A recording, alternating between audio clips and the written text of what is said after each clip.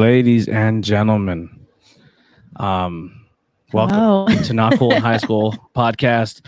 And all I want to say is, as far back as I can remember, I always wanted to be a gangster. Here we are, episode 118. 118. Is that what it is? Look at us, 118. We are talking the movie Goodfellas, which we have a story about personally about our connection to this movie. If you have listened to it last week, then you know. But we're gonna tell you again because it's adorable. Oh my god, it's so adorable. It's not even that serious. All right, whatever. Chivalry's dead on this side of the table. She says I'm never romantic enough. I think I ruined her.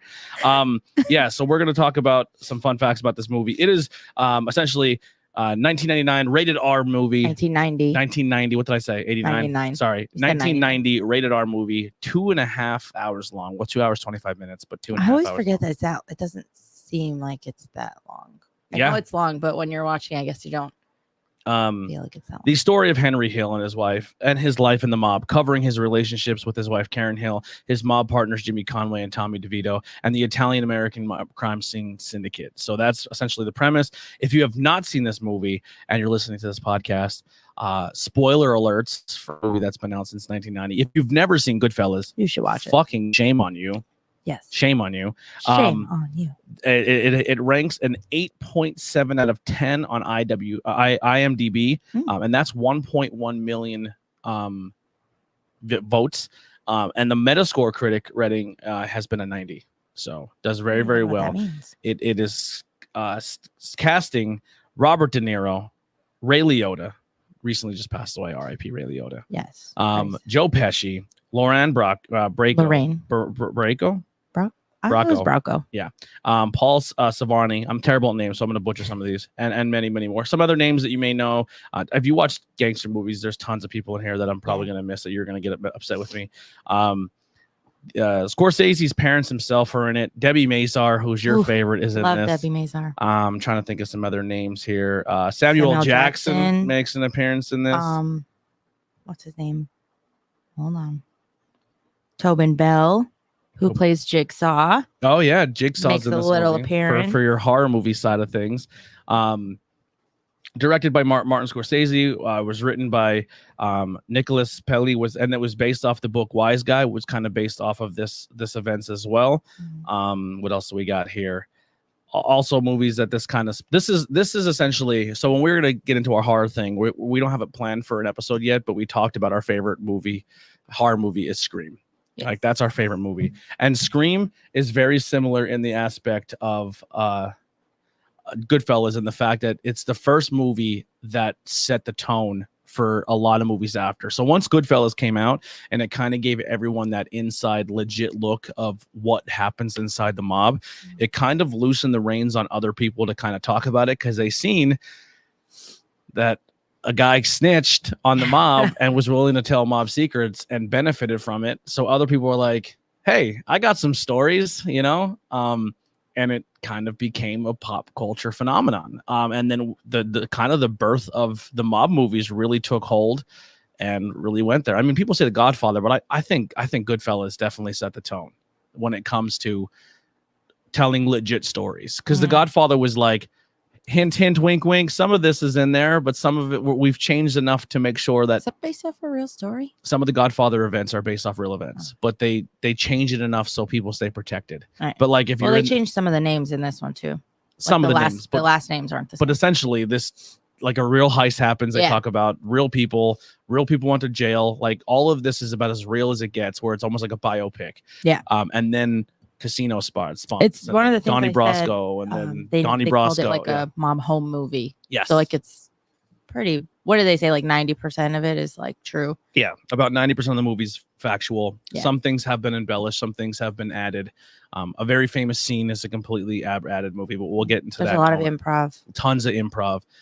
But yeah, so if you are here watching live, please hit that share, join us in the comments. Tell us some of your favorite moments of the movie. Yeah. I know we're starting a little later than normal with her working, and we took the day and we relaxed.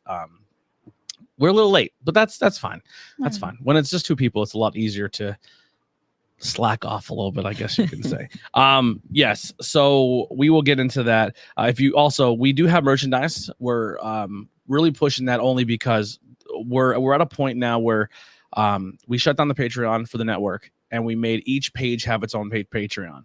And essentially by doing that, I threw away a pretty nice monthly check every month that helped paid for a lot of things to keep the podcast going. Full disclosure, there's only one person at this table right now working, and it's not me. I am working, but not as much as I would like to be. Summer's tough. Finding jobs in our not factory. There's a lot going on. We talked about my joint disorder and everything I go through. It's tough time. It's tough sledding for your boy. So if you can support by a t-shirt or doing a $1 donation or whatever the Patreon can do, I understand times are tough for everybody, but it would be very helpful if you support and like the podcast enough and you can do a couple bucks. It would be helpful. Between the StreamYard program we use and the Adobe, and we're really close on equipment to go do cool things that have benefited the other channels, just not this one quite yet. Like we said, we're going to start doing vlogs and things. That's going to happen. We just got to get time that we're together to do it.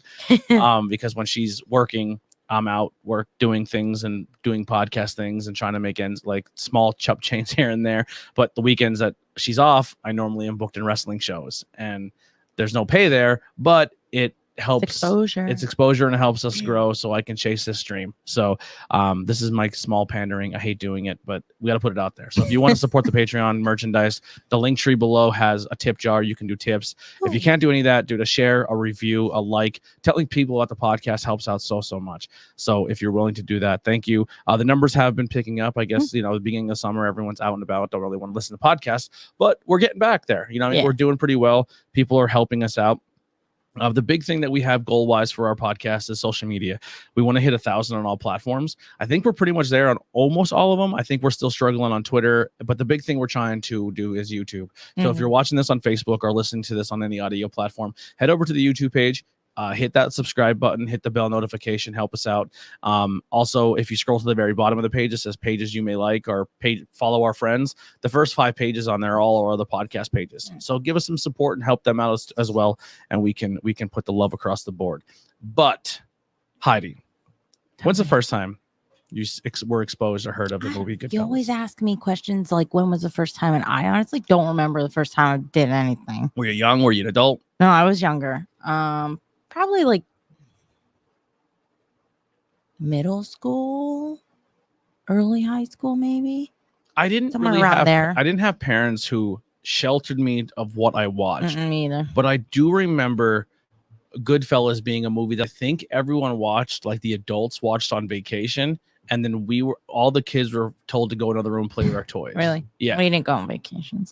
Yeah. I mean, we didn't. No one ever told me not to watch anything. Yeah, we didn't really go on vacations either. But I think when it was put out there, it was one of those movies like, you can't watch this is going to be really gory. This is going to be really violent. And this is going to have the most curse words of all time. Because that's kind of Uncle Frank says you shouldn't watch it. Then you probably shouldn't watch it. Home Alone. Oh, I was like, what the fuck are we talking about? Yeah. So I didn't see this until maybe high school, and then I watched it, and it might have been high schoolish. I don't know. There was a moment there where I really was fascinated about learning the mobster life, and I was like, "Fuck, man, I missed the boat." This was probably the first mob movie I saw. Mine's probably The Godfather. I think I watched Godfather first, then didn't watch part 2, which is crazy to think about. Then I've never definitely didn't watch part 3. I only saw part 1, but I don't even know if I've seen the whole thing, just like bits and pieces. Yeah. Yeah, this is definitely one of the first. Maybe I saw. I don't know. Maybe I saw it first. Yeah, I love this movie. It's hands down in my top 5. So it's such a good cast. Like, and I think that's another thing with all the mob movies. Like, they always have like real good casts. Yeah. Like, I don't know. And go ahead. You go first. Okay. No, I was gonna say, did you know Al Pacino was supposed to be in this movie? Al Pacino was supposed to be Joe Pesci's role, and he turned it down because he didn't want to be typecast. And then he ended up doing another same type of role in, was it Dick Donnie Tracy? Brasco. No, it was Dick Tracy or something yeah. with Madonna, who also was rumored. Her and Tom Cruise were rumored to be in it too. Tom Cruise was supposed to be Ray Liotta. Thank God. And I'm sorry. And Madonna was supposed to be his wife. God. Yeah. I don't think it would have been as good. I would not have watched it a second time. Yeah. Really interesting. I don't think it would have been good. Tom Cruise, regardless, he's a weirdo. He's a good actor. Yeah, but I just don't. I'm not a fan. I just don't. There's very few things that I enjoy watching, and if it's something I've seen, I don't usually watch it. I don't think he would have fit the tone of it. No, and Ray Liotta is just okay. So I do remember this when I first saw it, and I don't even remember what else I saw with him back then. But he always creeped me out, but in such a good way that like I just like to watch him. But he just has like this creepy like. I don't know if it's his eyes or something, but he just always creeped me out. And I always thought he had a weird upper lip. Like he's just scary. Like he's scary, you know? Yeah, his upper lip is something I always end up staring at. Because it's like not there. It like sucks under his teeth a little bit. But listen, I love Ray Liotta. Speaking of being typecast, I don't think I'm kind of looking at it, but I don't see a lot of like other gangster movie. Like he's done a few, but who? Ray Liotta has. Oh, this was like his first. Oh, so that was another thing I read too. I don't know if it's true, but oh, I don't remember the lady's name. Some lady, and I think it was Robert De Niro. They put like a horse head or something in his trailer as like a welcome to the like mob thing type of family. Yeah, I don't know if it's true, but I read that in one of the things I was looking up, and I thought that was pretty cool. Pretty interesting. I'm looking at some of the stuff he's done. A lot of it's like TV stuff. He was in some TV stuff. He was in a show that I actually was watching with J-Lo where they were basically like. I'm saying early in his career. Oh yeah, this was like recently. Yeah, then they were like bad cops, like dirty cops. I would say maybe his first hit was Field of Dreams, and then Goodfellas, and then I'm trying to think of something that I seen him in. No Escape was all right, but it wasn't something I would like run out that one and go do. Then he did like stuff like Operation Dumbo Drop. I think it was like a kids movie. Copland. He was in the Rat Pack movie. He actually played Frank Sinatra. The Rat Pack movie was pretty good. I think I still have it. I think we do have it. Do we have it? I have to go look. Then he did some fun things like Muppets in Space and Hannibal, Below. The show Hannibal? Or no, that's right. The movie. He was in John Q. How about that? He played got his head. What? In Hannibal. He eats his brain. Yes. Also, he did the voice of Tommy in Grand Theft Auto Vice City. Yeah, he just did something new, like real recent that I saw. Blackbird, but I didn't get to watch it yet. It's like a show, I think, a mini series. Yeah. He was in it, but it was like right before he died, I think. He always played like the bad guy in like a kid's movie. Yeah, or like a bad cop, always a bad cop or something. He was in Muppets Most Wanted. He's a good actor. That fucking Ray Liotta was the man. Plays a real good bad cop all the time. There's one here I'm looking at that I'm trying. Oh, he was in Hubie Halloween. Yeah, that's right. Yeah, he played the jerk in that one too. Yeah, he's always a bad guy. He's always mean. Tying in our Adam Sandler episode last week. Yeah. Into So Did You Knows. Actually, about the movie. Anything about the movie. We're not going to do a scene by scene like review or anything like that. But is there anything in the movie that like absolutely stands out? One of your favorite scenes, favorite moments of the movie? Can I guess? No, because you already know. Because I feel like we've talked about it before. Go ahead. The car where he drops her off after she gets kicked out of the car by the neighbor. Yeah. Yeah. Where he hands her the gun and like hide this, and she just no questions asked. All of my girlfriends said they would have went running. If they would have went running for the hills if their boyfriend asked them to hide a bloody gun. But I gotta admit, it turned me on. And then she puts it in the fucking milk box. I know that one gets me. Like that's the dumbest place to hide it. But like I don't know. I feel like I would have probably hit it too. Good to know. Like I don't know. Old Tony. Also, I'm questioning Tony, you this get harassed by a dude. I'm beating him in the face with a gun. Sorry, internet, but I mean, she was more than harassed. Don't you ever he like threw her out of a car. Like, but my question I like how his friend bitched out. I thought they were together. I thought they were together. I think so. Here's the thing. I think it's like they were together, but not. But why was she with the other guy? I think they were just neighbors, and she goes, "I known him my whole life. We were friends." That's true. But I think this guy only seen an interest in her once. He was a real creeper. Yeah. Some guys keep girls on a leash, not like a leash, but like they keep them as friends, and then when other guys start showing interest, then they get weird about things. Oh yeah, but they get mad when girls put them in the friend zone, right? Yeah. Yeah. Yeah. Anyway, that's the scene that I think I I don't know, because part of me I'd be like, what the fuck? But then also like, all right. My scene is so like the most non-violent scene in the movie, which is my favorite scene. I like the first time he takes her. Well, I think it's a combination. I like when he gets stood up, which, by the way, why did Pesci roll in so hot in the he car? did. I thought she was driving at first. I do like that scene because you can see in his face that he's like, all right, I dig this She can girl. handle Like, me. I get her. Yeah. And I did like that one. That's a good scene. But I thought it was so funny too, because I was like, is she driving? Like, but Yeah. then she just pulls out the passenger side. Pesci comes I was in like, hot. He comes in so hot. Like, she was probably screaming at him in the car the whole time. Yeah. Because she even says, like, I made him take me to find him. Like, she was probably yelling. He's probably, get this bitch out of my car. He's like, I hope he's okay. He liked you. That's all he would stop doing. He shouldn't stop talking. He's like, I'm real worried. I'm worried something might be wrong. Yeah. But no, good for her. Good for her that she rolled in like that and didn't care that there was a whole bunch of guys standing around. She didn't give a shit. That's a little crazy though, if you ask me. But he liked it though. He liked it. Yeah, he's like Liz Taylor eyes. But anyway, the scene where he takes her out in their first little legit date. Yeah. And he takes her to the side door and takes her to the kitchen. And then brings her to the back, and he's just dropping 20s in everyone's pocket. I was reading about that. And then they it was a one-take scene. No, it took 8 shots. It took 8 but shots. it was a one-track scene. Yeah. It was shot in one take. Yeah. Like one continuous But it took camera. 8 because somebody kept missing their line. I can't remember who though. Yeah.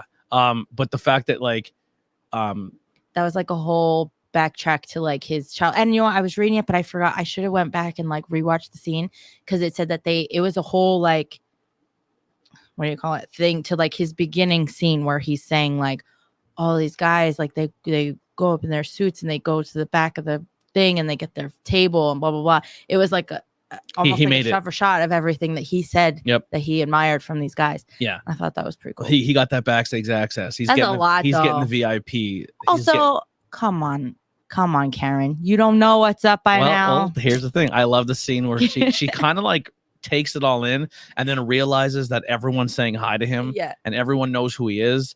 And she gets a table right up front. Like they literally pull a table up. Make a special table, and it's already and ready. there's other people who are like, well, we can't get a table, and they're like, no. Yeah, not even to the fact that they had to stand there and physically wait for a table. No. That table was set, tablecloth, everything in front of them. Like they didn't have to like stand there for 5 minutes. No. Like it was carried and put in a spot. It was like, Henry's here, get it done. Mm-hmm. And then she looks over and these dudes are, here's a bottle on Tony. And then she's like, she looks at him, she goes, what do you do? And he goes, I'm in construction, without even looking away. I'm in construction. And she rubs his hands. She goes, you don't feel like I'm a union delegate. Yeah. And she just leaves it at that. But she has to know, like, this whole time, like, first of all, he's standing outside with all these guys. Something shady going on. Yeah. And then all this, like, all right, Karen, don't be. It's dumb. Not like the mob was handed you a bloody gun and said, hide this. No one else is going to say hide it because they're not going to think twice about it. She's in denial. Now, there are some 100%. things about this movie that they don't fully dive into. So when Henry did not finish much of school. One of the things that they talked about, he was like 13 when he started doing this. Yeah. One of the things that he talked about is he was essentially undiagnosed with ADHD and dyslexia, which something else I thought. Hey, you know, and he's like, school wasn't fun. Like they didn't know how to, and they didn't know how to deal with kids with ADHD or with dyslexia. So you always were kind of told you were a fuck up. You know what I mean? And he's like, I got messed with. And he goes, I didn't have a place where I felt like I belonged. And then I started hanging out with adults and they're treating me like I'm one of them. So of course I'm going to choose that over school. Yeah. And then at one point in time, he was trying to get out. He was going to get out and he was going to join the military. They don't show that in the movie. They don't. He gets out of the military and falls right back into it. Well, he fell back in even when he was in the military. Yeah. They said. Yeah. And then he does his first heist and he was like, all right, this is my first heist. This is where I made my money. I'm going to take my money. I'm going to open up my own bar and restaurants and some businesses and make a living.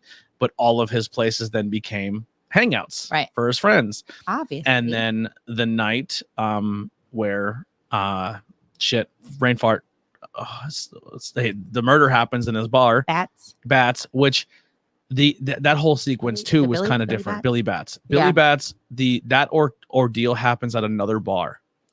And Pesci gets upset. And the reason it kind of went down that way is because when Billy Bats was in jail, Tommy took over his racketeering businesses. And then when he came out of jail, he went to Tommy like, hey, give him back. And Tommy's like, go fuck yourself. They're mine now. And that's kind of where the thing went down, and the disrespect happened, and the argument happened. And then they essentially set this all up to happen in Henry's bar. Henry then was like, well, fuck, I'm here now. Like, this is part of it. According to Henry, and from what research I found, he didn't drop the gun, and it broke in his hand. He was beating him so bad with the gun that it broke in his hand. There's a little fun fact that we'll get later about they had to negotiate how many times the stabbing happened. I saw that too. But they never shot him. Well, they showed De Niro unload the clip in him. That never happened. They never shot him. But so essentially when you see the trunk close and Henry looks up, that's a legit thing, because Henry knew at this point there's no getting out of this. Yeah. He's part of a murder. Mm-hmm. You know what I mean? Like the petty crime, the robbery, all of that, extortion, all of that he could have. But now it's murder. Now there's a murder case, and they murdered a made man. Yeah. So there's no escape. Like he knew at that point in time, I can't get out of this. Which is interesting. I thought, not that it's funny at all because it's terrible, but what's that? Hey man, glad I could make the make the podcast. Absolutely, man. Thank you for hanging out, Chris. Thanks for coming. Make sure you hit that share button, let people know this is a thing, and share it out to your friends. If anybody else in the chat, please say hi. Let us know what your favorite scene from Goodfellas. Yeah, tell us your favorite scenes from Goodfellas. Make sure you head over to the YouTube page and give us a subscribe as well. The part where they're trying to pick up the body, he's like, I don't want to get blood on your floor, man. Oh yeah, he said, I'm sorry, I got blood on your floor. Yeah, something like that. I was like, oh, that's funny, nice. The film was almost called Wise Guy, because it was after the book. Yeah. Yep. What else we got here? Scorsese wanted the film to look like a 2.5-hour trailer. It didn't wanted the film, yeah, actually it did, but not until after. Yeah, that's what I mean. Like at first, it didn't. Do you know what won the Academy Award that year for Best Picture? I just read this, but I don't remember. Dancing with Wolves. Oh, yeah. And the only one to win an award for this movie was Pesci. And his acceptance speech was only 5 words long. Yeah, because he wasn't expecting to win. He didn't know he was going to win. Yeah, this was like groundbreaking, and people were like shocked this was a thing. Well, I took like screenshots everywhere. Yeah, you have some stuff? Yeah, I got a lot actually. Some of the stuff had to be left out, I guess, because it was his resume is too long to fit in a movie. So they left like a lot of stuff out. Yeah, there's a lot that went down here. We talked about the Copacabana shot.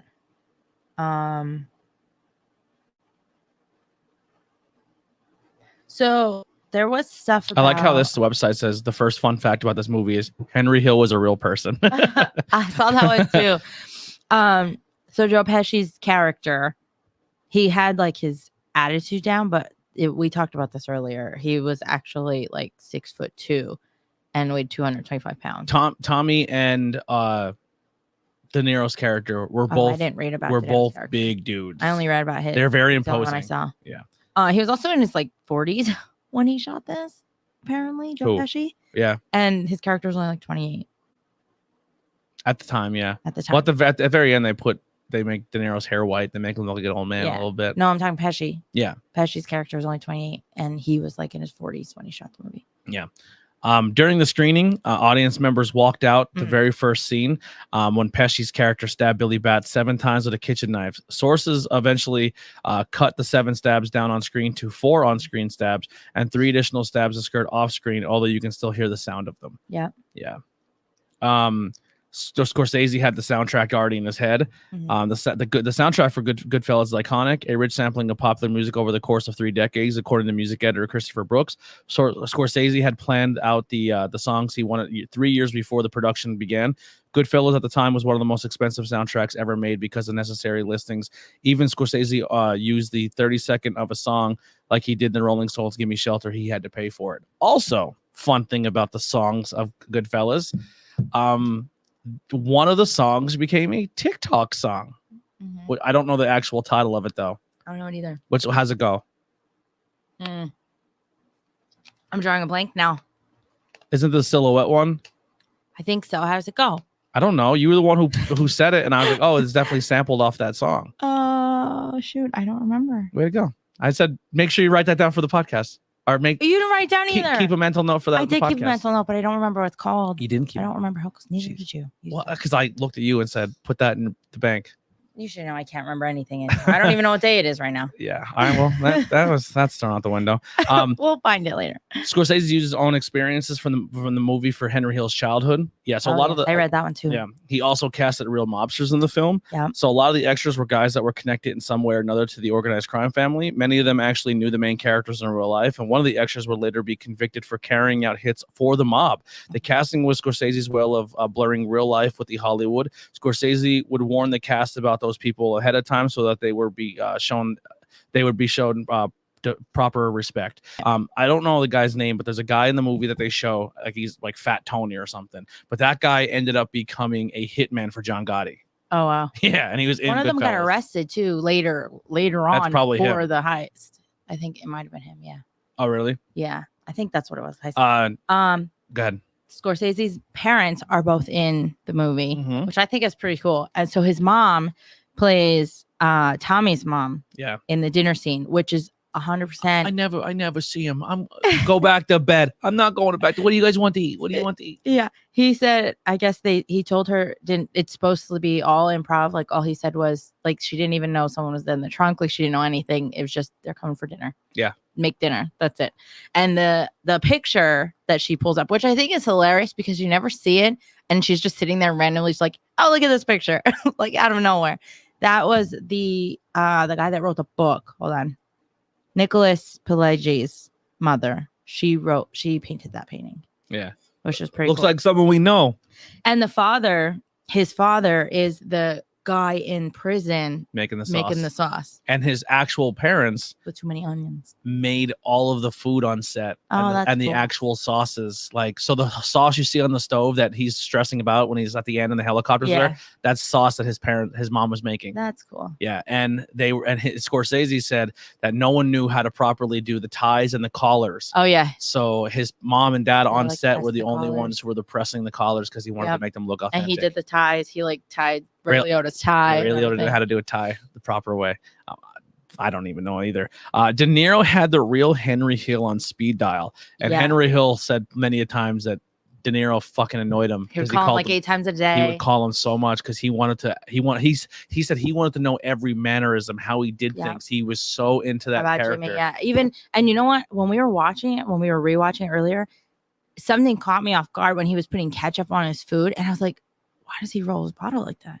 And then when I was reading it, that was one of the things. Like he wanted to get his walk, his talk, even that. The way he holds a cigarette. Yeah, everything. Yeah. Like he holds it so he literally went like this. I was like, no one does that. That was just weird. All of those small details I think that's that so you cool. see De Niro do in this movie. Yeah. Is because he picked Henry Hill's brain of like Mhm. how if he sat at a bar, if he leaned at a bar, did he sit this way? Did he lean against this way? If he were in a bar, would he be at the head of the bar? Would he be like every small detail? Yeah. He pulled out of like he's like, I'm doing a scene today. I don't think Henry, like it'd be interesting to know if Henry was on set, if they brought real people who were involved in the mob on scene. I'm guessing not. Like that's probably not a good spot for him to be, right? Well, I don't think they were actually. Well, they were in the mob, but not like they were like.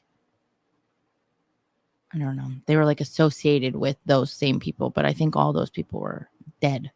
Yeah, not all. Well, no, maybe not by then, but yeah. I don't know, because that would be weird. I feel like that wouldn't work. They would kill him, obviously. Yeah, there was a lot of people up till his death were not happy with Henry Hill. I'm surprised that he managed to be out in the open in public like that. I think by that time the organized crime family got so demolished maybe that it wasn't something. I read somewhere that he was also shocked that he didn't. It's probably a huge. So one of the things I'll say about Henry, not so much a movie thing, but a Henry thing is, I started learning about. Actually, I think that's probably where I got the idea to watch the movie Goodfellas, is because every morning on the way to school, because I went to a different school, my dad had to drive me like 30-40 minutes to a school before I came back to the Monty area. We'd listen to Howard Stern.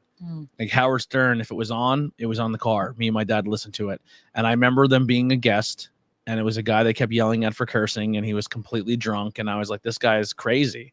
And they kept saying the movie Goodfellas, and this guy was a gangster, and this guy was this. And I was like, I'm hooked. This is cool. Mhm. And my dad's like, yeah, that's the real guy from the movie Goodfellas. And I go, what the hell is Goodfellas? And he was like, you've never seen Goodfellas? How would he expect you to see that at that young age?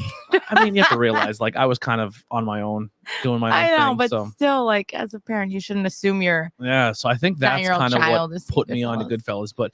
But one of the things they always said is maybe his alcoholism was because of, I mean, I feel like after doing all of that stuff and being involved in all of that, if you come out without any bit of issues, like it's regardless of people are just like, oh, that was probably easy for him to rap, but like he turned Probably because wasn't. he He was pretty terrified. He much didn't have anything essentially else to knew do. that his friends were going to kill him. Right. He was definitely gonna.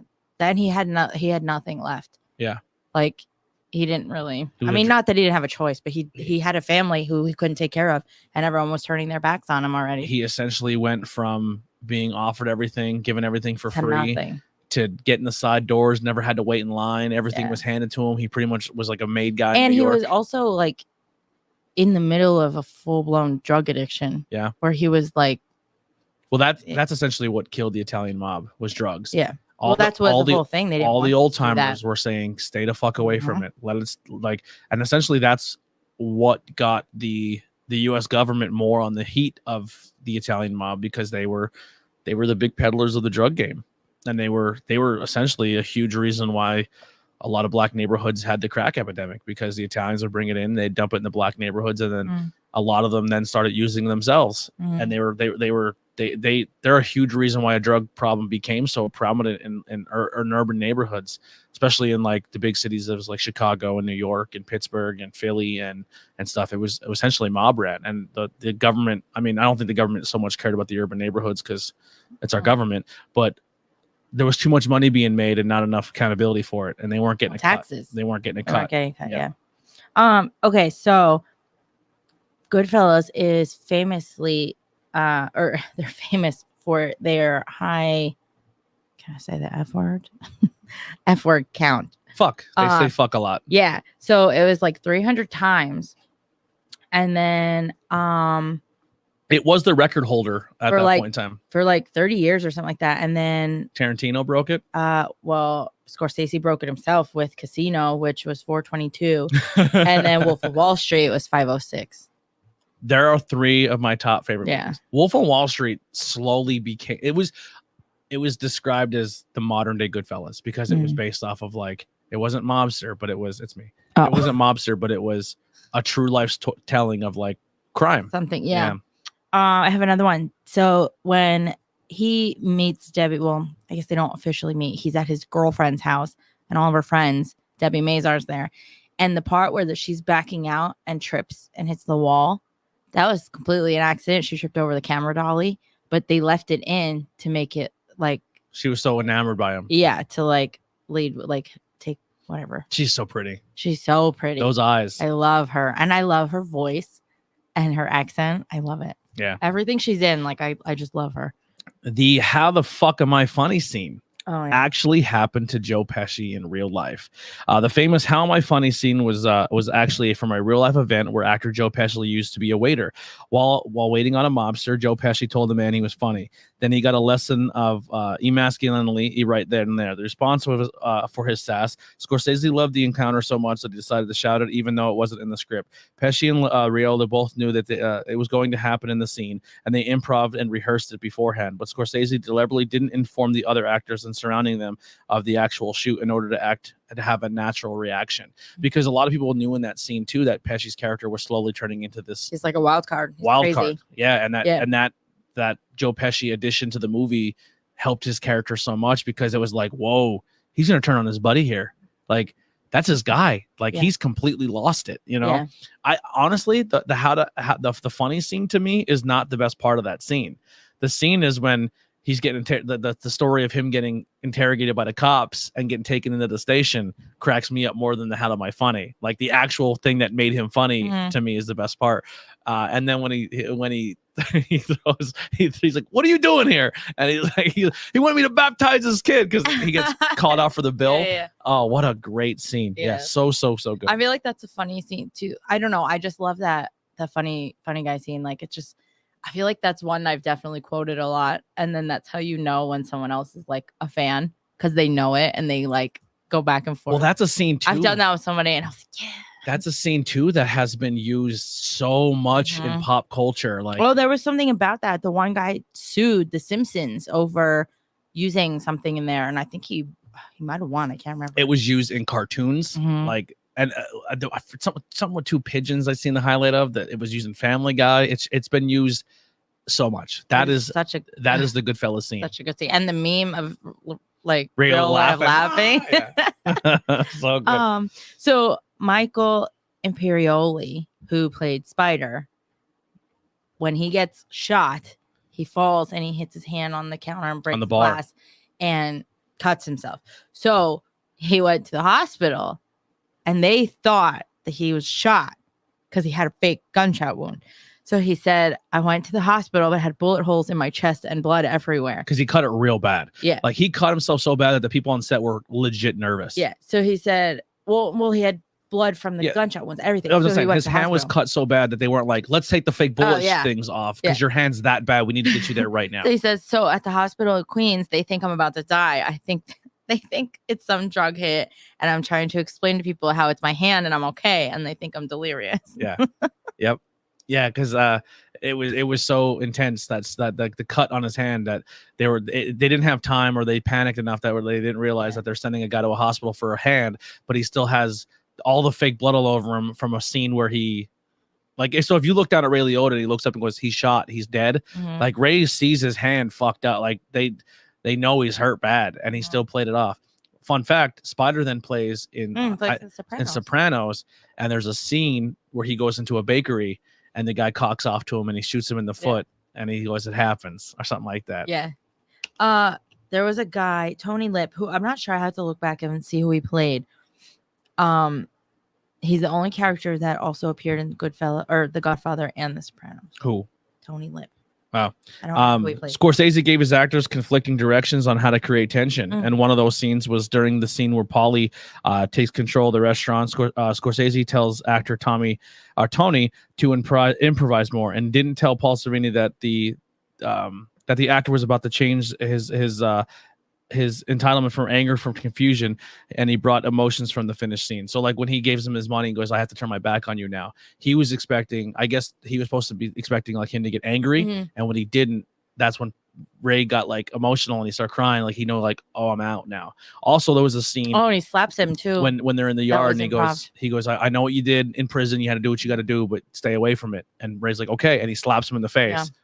That was improv. And Ray was like, oh shit, he slapped me in the face. So that was a lot of improv. He also the actor who plays Paulie, every time he was on set, so if you look at scenes where people are laughing on, like, they're like, there's a scene I believe where they're all around a table and they're all laughing after Henry Hill gets the money and he's like, and he's distributing the money. Yes, he would tell a joke before every scene, and after so many takes, he ran out of jokes. So some of his jokes got real corny, and then it actually made people laugh because how bad they were. I got a corny joke for you. Go ahead. Why can't you hear a pterodactyl go to the bathroom? Why not? Because the P is silent. I hate you. I told that at work the other day.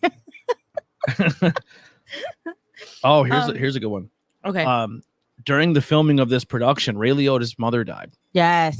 Yeah, I read that too. And he said one of the scenes where he really, really channeled that. So Ray Liotta's mother died from breast cancer during the production of the film, and Ray Liotta uses anger over her death to drive his performance, most notably during the scene where he pistol whips Karen's neighbor, Bruce. According to Mark Evan Jacobs, the actor who plays Bruce, he got legitimately hit on one of the takes. Yeah, I read that too. And there was another one, but I don't remember what, but that was sad. And like, I think he was back like 4 days after his funeral or something like that. Like, it's insane. A side note, just I kind of talked about it a little bit on other shows, but not on this one. Have you heard, like, I follow a lot of like science stuff. I like science and like when they fucking come up with cool things.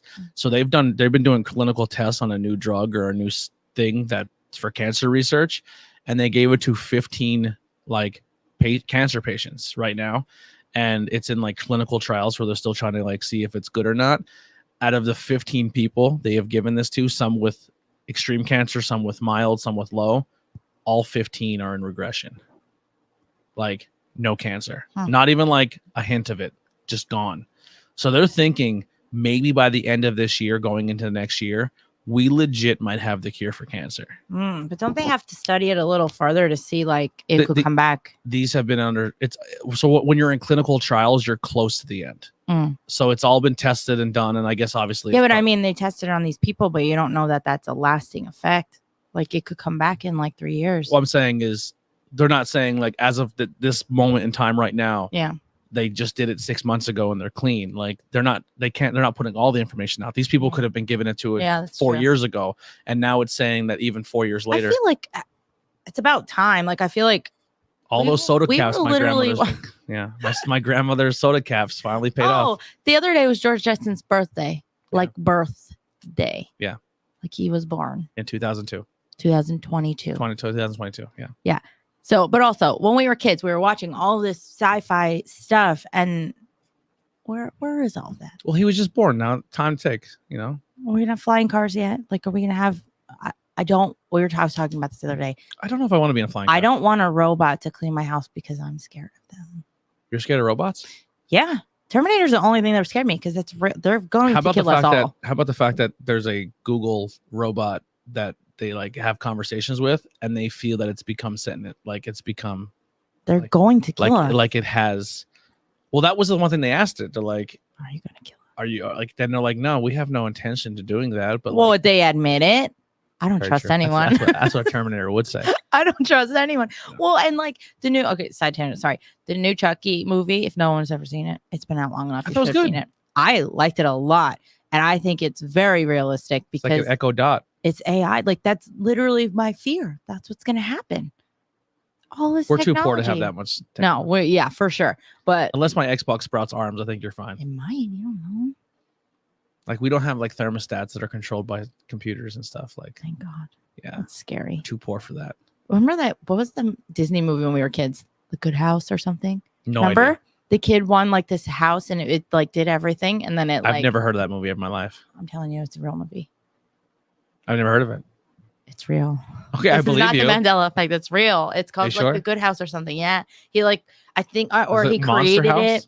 No, it's like a live person like movie. It's like I'm gonna find it. It's a real movie. While she's pulling up a movie that didn't exist, Robert De Niro actually put the boots to Frank Vincent during the scene where De Niro's character is kicking Billy Bats. The kicks were real. The actor who played Billy Bats, Frank Vincent, was wearing padding, but even though, so he recalled waking up with bruises the following days. Also, Frank Vincent and Joe Pesci were actually like longtime friends and did a lot of comedy stuff together for a long time. The guy, right? Billy Bats guy. Yeah, they did like a whole bunch. They were also in like a band, I think.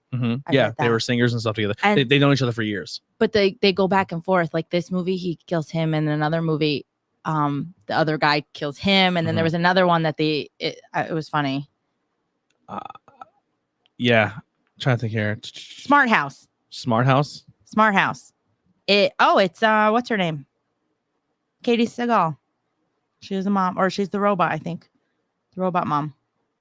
Yeah. A boy tries to stop his father from by programming their computerized house to be a surrogate mother, but the house like takes over. I've never heard of it. The real U.S. attorney is in the film. So Ed McDonald plays himself at the end of the film when he's prosecuting who brought down the deal brought the deal for life for Henry Hill. Later placed his family in the witness protection program. The classic reference in the final scene. One of the final shots of Joe Pesci shooting directly at the camera is a direct callback to the revolutionary 1903 silent film The Great Train Robbery. It also ends with the criminal shooting the gun directly at the camera to an early 1900s audience. This was startling and was a thrilling way to end the film, and Scorsese used it for this because it was also like a robbery slash right. I feel like when we watched the end of it again, I was like, man, I feel like every time I watch it, it's like on TV and I catch just parts of the movie. Goodfellas? All the time. Yeah. So I feel like I haven't actually seen the end in so long because I always just watch it like halfway through or like. Well, I think the scene of him shooting is before he goes out and gets his newspaper. I don't think it's right after. Is it right after? Because he looks out at the screen, I think, and he kind of just smiles and then it just goes to, I think. Yeah. After screening the screen testings were absolute disaster. After the screenings, which were mentioned before, people walked out during the very first scene. The studio thought they had flopped and had a flop on their hands. It was a consistent fight with Warner Brothers executives. Warner Brothers are hard. That's the worst company to make a movie for. Like, ask DC Comics. Executives for Scorsese released the film as he intended for the general public. It turns out Scorsese's instincts were correct, and the critics loved the film, and it was nominated for 6 Academy Awards. Unfortunately, didn't win any of them. Joe Pesci gave the perfect Academy Award acceptance speech. Yep. Pesci was the film's only Academy Award for Best Supporting Actor, and his acceptance speech was notably brief, saying, "It's my privilege. Thank you. We're surprised we didn't drop an We're surprised he didn't drop an F-bomb for good measure." It was literally 5 words. It was like the shortest speech ever. I don't think he was expecting to he wasn't win. Because all the other people that were up for it were hold on, I just read it. The other people that were up for it were Al Pacino's Big Boy Caprice and Dick Tracy, and Andy Garcia's Vincent Mancini in Godfather Part 3. Oh yeah, so I found the one about the Simpsons guy. Go ahead. Frank Severo, who played Frankie Carbone, filed a $250 million lawsuit against the Simpsons for appropriating his looks and mannerisms when creating the Little Scene Springfield mob associate named Louis. Yeah, that's huge. There's so much about like that heist and everything like that. Like I said, we're trying to stay so much more with the movie, but like, if you really, really want to dive into the actual story of Henry Hill, it's crazy. Just we can do an entire podcast on the Latanza heist alone, and how they were only expecting to go in there and maybe get like $600,000, maybe and that's it.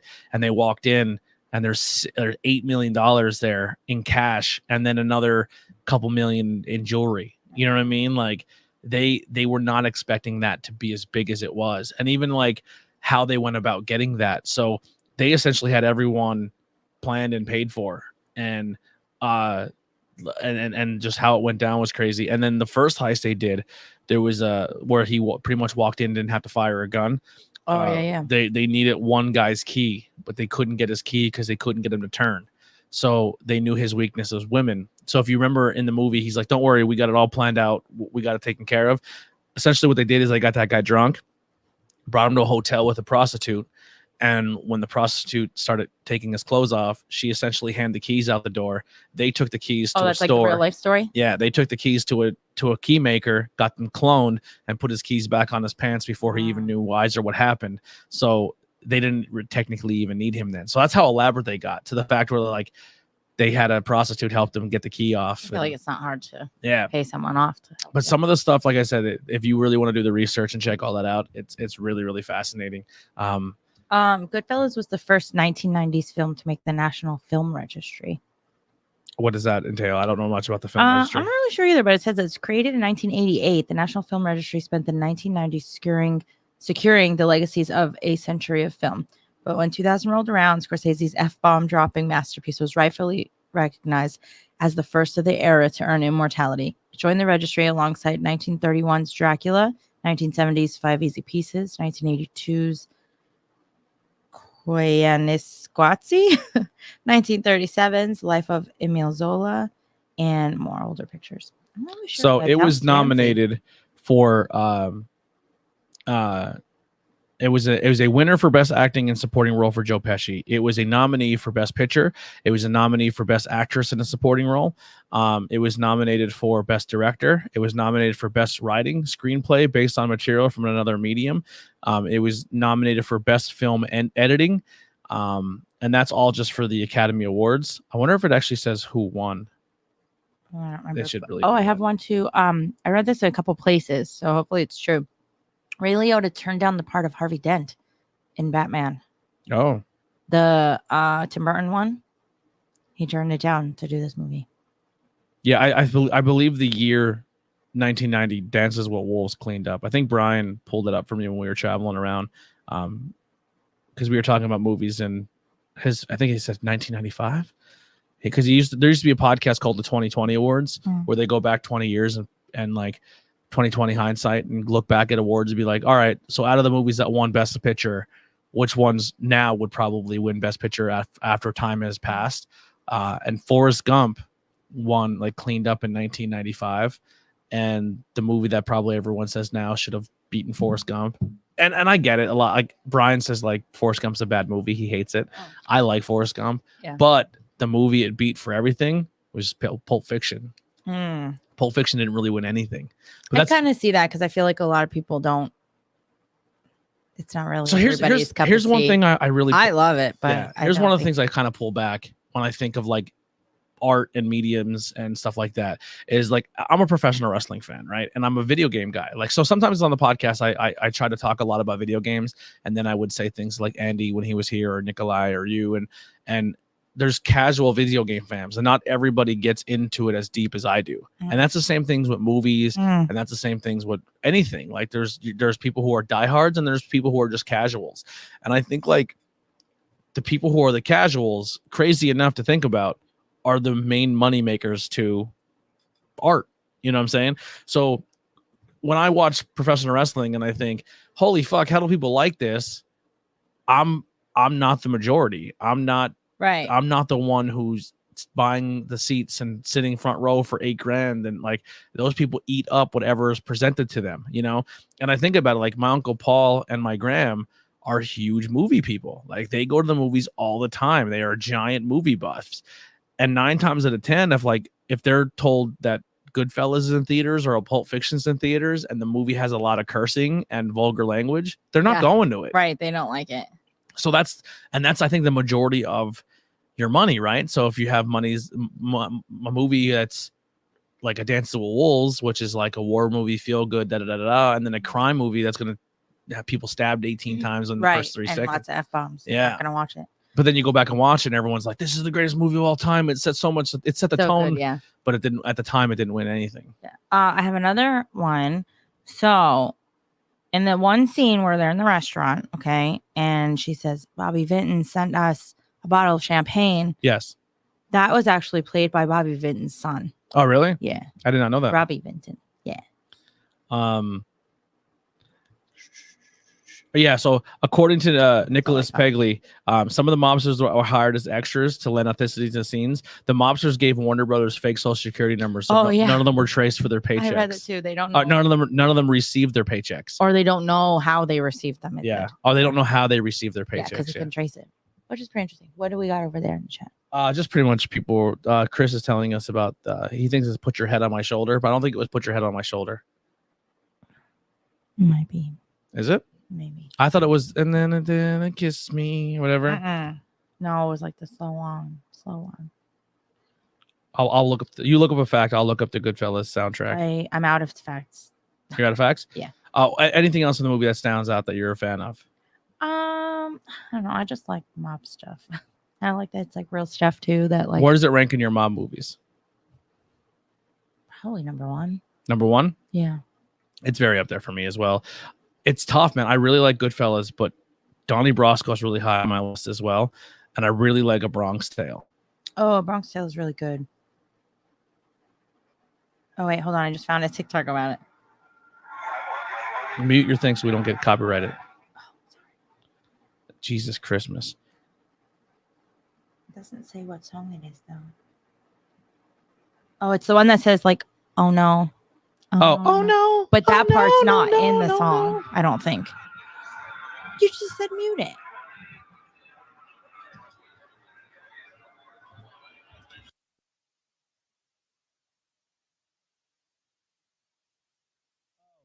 So whatever happened to whatever happened to oh no, oh no, oh no, oh no. Something like that, yeah. Yeah, that's the song. And it's when they're all with their girlfriends and wives and they're dancing in the club. That's when the scene was. Yeah, that's the song. The oh no, oh no. Oh, no I have song. one more fact. What's her name? Lorraine Bracco. Her daughter, I think, plays one of their daughters in the. And Henry. Ooh, what is his name? Harvey Keitel, I think, is her husband. Oh yeah. I think so. Which I feel like I know that name. I just can't place it. And she was really shy, and she didn't want to give Polly a kiss. Well, if you actually watch that scene, she didn't give a kiss, and then a bunch of people are like going up to her, and she's like swatting at people. Like she was. They were not married. They were just together, I guess. Yeah. Yeah, I this is hands down one of my favorite movies. It's probably in my top 5, top 10. Reservoir Dogs. That's who Harvey Keitel is. That's Harvey Keitel. Oh, isn't he also in Red State? Or no, he plays the wolf in Pulp Fiction too, doesn't he? He's the guy that they call to clean up this crime scene. I think so. Is he? Yeah. Yeah, he plays the wolf. Yeah, not the guy from Red State. Which, by the way, I finally found the Red State on Blu-ray for an affordable price. He was in The Irishman too. Huh? He was in The Irishman too. Underrated movie. People don't... Underrated. Oh, also, Robert De Niro is not Italian. He's Irish. Because when in this movie in Goodfellas, because when Billy Batts is talking about the Irishman, he's like, "There's only one Irishman here." Right? And then he's it was 2. Well, part Irish, I guess. Yeah. Part whatever, Sicilian and whatever else. But he's like, "There's only one." Yeah. It's him. Irishmen were good enforcers for the mob, but they were never allowed to be made men. Right. Him and Henry Hill couldn't be. Yeah, Henry's mom was 100% Sicilian, but his dad was Irish. Yeah. And then Joe Pesci's character was Al Pacino didn't want to be typecast, but he was an Irishman. Yeah, I think he realized he's like, I don't want to be typecast. I'm good at this. Al Pacino's good at playing. So nowadays, people get casted for movies, and they're like, "You can't whitewash it. Why you cast it a white?" How did he play as a Cuban guy? 2 of Pacino's movies, he plays characters that he's not even the same race as. He plays a Cuban and he plays a Mexican with Carlito's Way and Scarface. Wow. That wouldn't happen today. Yeah, that would be changed. Oy vey. What else we got? Oh, nothing. Nothing new. Chat. Very slow night tonight with the engagements, but I guess it is what it is. Well, I feel like Goodfellas probably isn't a lot of people's movie. Well, we were going to ask the chat what maybe the next topic you want us to cover. We said for a while there we're not going to do like movie reviews every time, but that's probably what it's leaning towards. I don't know. The one we should do more like last. That was really fun. Like, what do you want to do? I don't know though. See, that's what I'm talking about. You don't even like cereal. You don't even think of like. Let's talk about cereal. Let's do a bracket about cereal. And we can eat cereal. Not doing that. I hate that. I couldn't find Rice Krispie treat cereal. I can never find it. Life Cinnamon. Well, Aldi's Life Cinnamon. It's just as good. So what are some ideas? We're not doing the brackets. Like a bracket's fine, but not. I don't want to lean on the same 3 things. You got to help me out. You got to help me out with some topics. I'm trying. We all are still doing the horror. Like that's something we're gonna do. I had a lot of people hit me up and they're like, "Dude, I love horror. I want to talk more about horror." Like, yeah, we got to get on that one. Yeah, Carrie is still on the talk in the chamber for an episode. Maybe we can use that one in between, like a filler for this one until we find a topic. That's what we were supposed to do anyway, right? So you want to do maybe a Not Cool in High School, then a Not Cool in High School horror, and then kind of flop it that way? You don't like that? That makes sense. That gives us more time to try and come up. And then we don't have to like squeeze an episode, as a like, oh, Not Cool in High School is dropping randomly this Saturday. Yeah, it stays on every other Tuesday. I'm cool with that. So I want to do that next. So that's how we'll do it. Starting now, it'll be a Not Cool in High School episode. Then the following week we will do a horror episode, and we'll flop it every 2 weeks on Tuesdays. Okay, I'm into that. Look at that. You came up with a cool idea for the show. Look at you. This whole time, just leave me hanging. Now you came up. You dropped some major bucks there. That's a good move. Okay. All right. So in 2 weeks, we will talk about the original Carrie 1970. Hold on. I was total yes. That was totally yes. 78 sounds right. I don't think it's right. Nope, that's not right. I totally clicked the wrong. 1976. 76. You're close. Because Saturday Night Fever is not too far after that. Was Saturday Night Fever 78? Because Travolta was in this before Saturday Night Fever, correct? 1977. Oh, right after. You're wrong. I was close. I was right there. I scratched the surface. So yeah, in 2 weeks we will cover Carrie, the original Carrie. 1976. And then if that's you guys, what I'm going to be for Halloween. So I don't know what we're doing for Halloween besides scaring kids outside. If you're willing to foot a little bit of pig. No. Why? If you're, we can do like other, like I was gonna possibly do Freddy again, but I want to get like the latex masks, the one that like. No, you gotta be on theme. Yeah, we're on theme. We're you could just be movies. the guy who's my prom date who gets knocked out by the bucket. No, No, Yeah, you gotta be on theme. Freddie and Carrie were not at the same time. we're horror movie people. Or horror you movie can just fans. pretend to be John Travolta up top and drop the bucket. So I just keep dropping buckets of blood on your head all night long.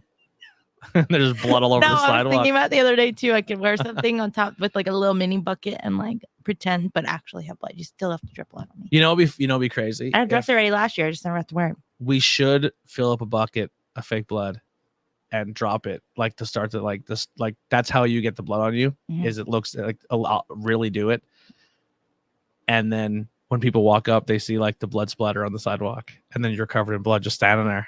You could do that, right? Like on the front porch. Yeah. I'll stay normal. So at least No, you gotta wear like a prom tux, like the old fluffy blue. I'll wear a prom tux, but Yeah. I'll stay normal so someone can give the scared kids candy. Yeah, because they don't. We need a balance. Yeah, because they don't like scary things. Yeah, not all kids like the scary shit. Boo. But I want to spend. Raise your kids better. I want to get at one point. I want to spend the $150 for the Freddy mask, but the one that like when you move your mouth, it moves with your mouth. Like, Yeah. it looks authentic. Because I feel like the sweater I have is dope. The hat I have a legit metal glove. Yeah. I don't want to walk need a better around. mask. Yeah, I need a better mask. Yeah, that one's cheesy, but you got to stay on brand, on theme. And one of these days, here's a challenge. Alice. Here's one of these things I want to put out there too. I probably have to get my measurement. I want to lose weight first. I want to lose weight, but eventually, like it's been a dream of mine. I want to have a somewhat normal, realistic looking bat suit. I know. So then I can, because I want to do things with that. Like I want to be able to go to like. I want more people to not be scared. People are scared. That's the whole purpose of Halloween, is to be scared. Why can't we just scare them? And then when they don't get candy, that's more for me. No, because you're selfish when it comes to Halloween candy. You try to eat as much as you possibly can when No, I don't. there's more wrappers on the porch than anything. I bought it. We I do this thing can't. every year on Halloween, just to kind of put this out there and kill time. Is whoever, like, if we're getting close to the end of the night, Yeah, this is not a we thing. I have no part I of dump this. whatever's left over in one lucky kid's basket at the very end. I don't have any parts of this. She hates. I object every time, and I try to hide the candy in the house. What was another thing I was gonna say for Halloween? You know what? When I did the whole like Lilo and Stitch thing, I thought that was really fun, and I wanted to do more for that.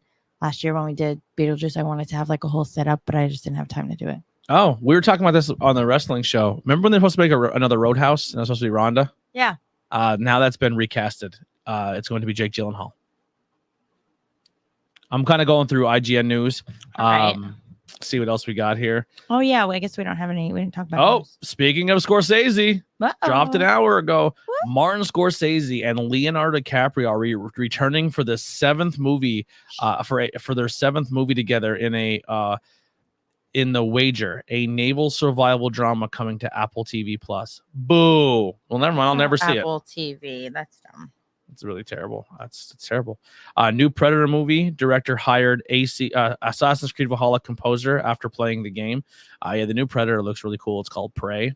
A show, Yeah, or no, I mean a movie. game. Oh, a movie. Yeah, it's essentially it's this Native American tribe during like the colonization years, like when they're about to get colonized, and during that point in time and period, this girl, she's like a really, really good hunter, and she's out hunting a bear, and her first shot she fucks up, and then like this bear attacks her, and she dies in like a beaver dam, and the bear's just tearing apart the beaver dam, and she's just like, I'm gonna get killed. And then all of a sudden you hear like the clicking noise, and then the bear disappears, and then she peeks through the dam, and you just see the translucent like the blood coming off the bear, like hitting the translucent predator, and the predator's holding the bear over its head, and then slams it down, and then she goes back and tells her thing that there's something here. And in the whole movie, it's like this Native American tribe hunting this predator. Oh, you know what? I think it is. Also, I saw something the other day. I don't know if it's true. It was on one of my horror pages that, what's his name? Rob Van Dam. That's not the right guy, is it? Jean-Claude Van Damme. That's the one I meant, not the other guy. He was the original Predator, but he ended up getting the boot or something because he kept messing up the costumes or something like that. Yeah. Batgirl movie canceled by WB. That's unfortunate. Got a lot of new shows coming up that are like, well, not new, but like new seasons of shows that I watch. Like what? Reservation Dogs. It's about these kids on a Native American reservation. It's pretty funny. It's not like, I don't know how to explain it because there's not really a lot that goes on, but it's pretty cool. Like, it's cool to see like stuff. You know what I mean? Mhm. Oh, there is a, Abby. What's her? I don't know what her whole name is. Abby from not Broad City. Broad City. Yeah, Broad City. She is making a League of Their Own series, like TV Like a show TV series. on Prime. Yeah, and it starts on the 12th. Underrated movie. Very underrated. It's so good.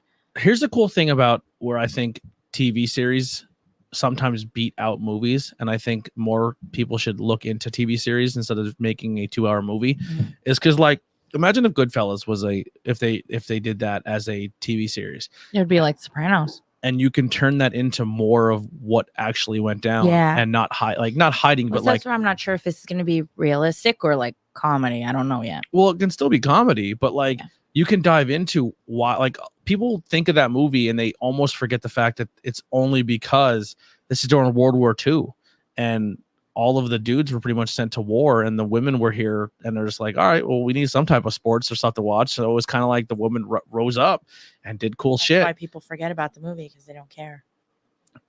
Sure, but I mean, like, that can be talked about more. Like, I'm sure there's stories where that, like, there's probably more that each character went through in real life where, like, their husbands was sent off to war instead of just focusing on one or two people. Yeah, because that was like a big thing. Like, they would be just waiting for the letter to come. Yeah, and I guess maybe, like, that's just my thing, like, with the interviews with everyday people, is like every single person you sit down and talk to has a cool thing. They like, you can take a freeze frame, like literally Goodfellas. You can take every single character who was part of that and talk to if they were still alive, or talk to their wives or their grandkids or anything. And there's more to that, like, that dives into more about Polly and stuff like that. I love hyper focusing on one person and being like, hey, my dad was part of this said story. I'm like, well, what was his experience there? Like, that, to me, that's fascinating. I don't know. I'm excited for the show though, because A League of Their Own is such a good movie, and it makes me. What was the girl who they stick in the? Marla Hooch. Yeah. And they're like, and here's Jessica and Marla Hooch. What a hitter. And she's like way in the outfield. Way in the outfield, because but she gets married. She's like the first one. The rest of them are already married. Because she wasn't like a bombshell. Guy. Yeah. But this guy's like in love with her. It's so cute. Marla Hooch. But the end, I feel like the end scene is like the best in the movie, because you have, like, they go to like the museum. I think we just booked our next movie. That's a good movie. After the horror one, do we do A League of Their Own? If you want to do a movie, I thought you didn't want to do a movie. I mean, because we're fucking lazy and we can't. I mean, we can turn that into. We could do that as a topic because it was a real thing. Sure. And then we can talk about the movie. How it turned into a pop culture thing. Yeah. I'm into that. That's really good. A lot of cool backstories. Not just the movie. It's a real thing. Yeah, absolutely. Can I sit here and just get like plaster drunk and be like Tom Hanks in that movie? No. You start crying about, there's no crying about A League of Their Own. Such a good movie. It's just a real, I don't know, real part of history that people don't think about. I guess they just don't. I don't know. But the scene in the end gets me every time, like when they're in the museum, and then at the end where she shows up and they're all playing, like, those are real people.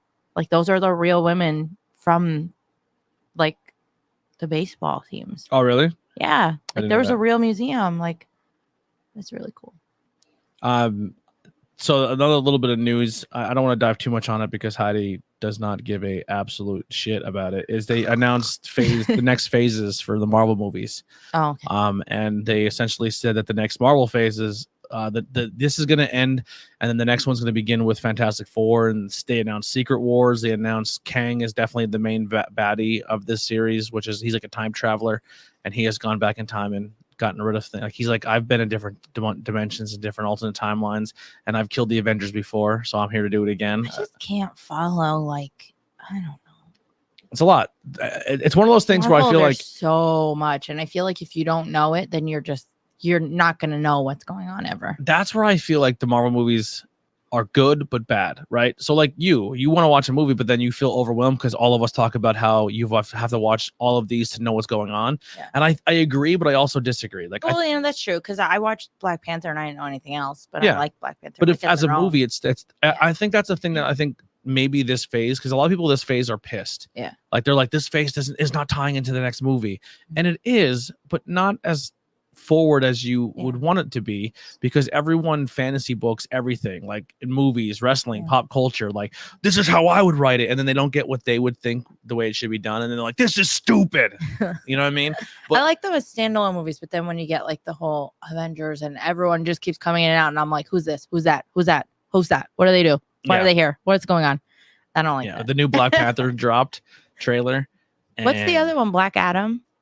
Black Adam. That's the that Rock. One's coming soon, right? Yeah, Black Adam, Black Panther. Black Panther's trailer. That was emotional. I don't think I saw the trailer. I don't watch a lot of trailers though. I don't. It was something. Just see what happens. Really good trailer. Really, really good trailer. If for me, I know a lot of people disagree, but Black Panther to me is probably one of my favorite Marvel movies so far. I didn't watch all the other Marvel movies, so good, but I thought it was really good. I thought it touched on a lot of cool things. I thought it was great representation.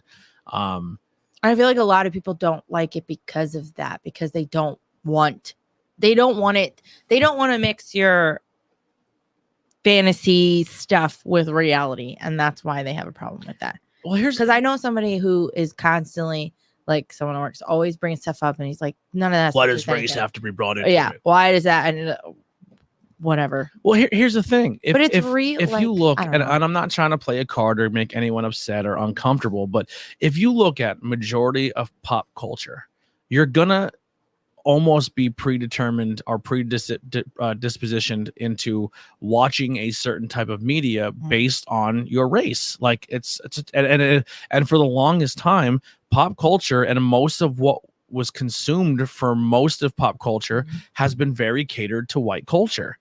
And then now that like people are getting offended because Jordan Peele is only casting black actors for their movie, and they're like, well, that's bullshit. It's like that's been done forever now. Like now it's time for other cultures' representations to be shown in cinema, to be shown as superheroes, to be shown as different ways of media, because it is important. Like you said, growing up, like it didn't bother you, but a part of it did, where you're like, every Barbie I ever owned never looked like you. They're you know, blonde. Yeah, I just wanted a brown hair Barbie. Yeah, and all you wanted was brown hair. I know. You didn't even care if it was Asian. You know what I mean? I just wanted a brown haired Barbie, and then I finally got Teresa. And you're 34, 5 years old, like 33. Gave her a little extra, but I'm saying like that's just representation for a 33-year-old woman. Like imagine being all around longer, like and being a person of color. Like your representation has never been there, right? And I think it's important, and a lot of people don't understand a lot about other people's cultures, and I think it's cool that we're getting that. And they don't want to have those conversations. Yeah, that's why they would rather not see it. They think that they're brainwashing children into being more woke, and it's just like, no, it's teaching kids about there's other things in life. Like, well, why do they got to bring their sexuality into it? Because it's real life. 90% of you as parents are like, oh, my himself a little girlfriend. Yeah. And you think it's adorable. But if your kid came home and I got myself a little boyfriend, you're like, they're teaching my kid to be gay. You know what? So I was talking to someone about this the other day. Like, it's so crazy. Her daughter, I guess, whatever, TV shows, blah, blah, blah. And she's like, certain things she won't let her watch because she thinks she's still too young. And then other shows, I guess she said something about that. And she said about there's like homosexual characters or whatever. And she's like, that's not real. And I was like, yes, it is. It is real though. Like it happens way more than you think it does. Like I think she, like, not that she's against it, because she even said she's not, but she doesn't understand being bi. Most people don't. Yeah. But she said, I guess she just doesn't think that it's as out there as it is. Well, that's the thing too, is life. People are like, well, it's being shoved down our throat. It's like, not really. It's you just see straight people kissing all the time. People are more comfortable now being out, which is beautiful. And that's what we need. It's not gay. LGBTQ culture is not being thrown in your face.